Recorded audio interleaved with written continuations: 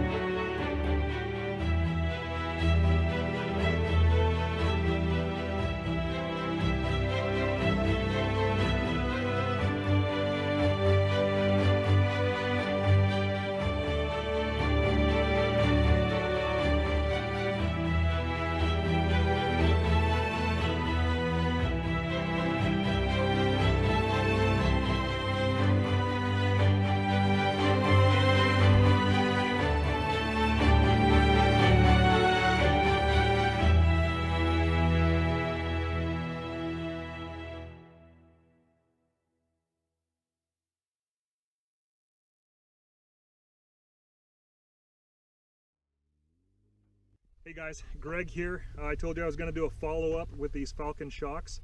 We are here in Moab today. It's gorgeous. It's February, 65 degrees, nobody's on the trail. Anyhow, we drove down from Grand Junction, Colorado. It's about a 90-minute drive on the freeway and the highway. And first off, the road manners of the Falcon shocks, they're pretty impressive. Previously, I was running Teraflex 9550s.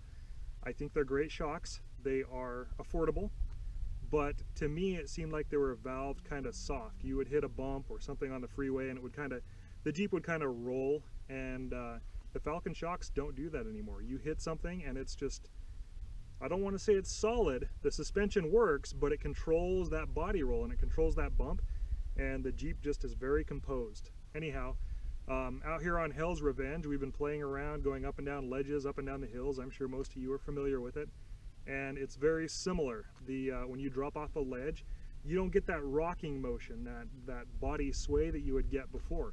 The shocks let the suspension do the work it needs to do, and then they just keep everything nice and tight. There's no wobbling back and forth. It's just controlled, and it makes me feel a lot better about the Jeep because you drop off stuff and it's not unnerving. It doesn't bounce you around. The Nexus Stabilizer is very similar. My steering wheel has never felt as solid as it does now. We hit a couple expansion joints on bridges on the freeway, and previously, when you would hit those, you would feel the steering wheel move back and forth, you know, a little bit of a shake. And now it doesn't do that at all. It's a bit of a different feeling driving because it is a little more firm, but I like it. It's impressive. We've got some more trail testing to do with the Falcons and with the Nexus Stabilizer, but for now, I think these are a very valuable investment. On road and off, it's a big difference. So anyway, that's what I think. Get yourself a pair and see what you think.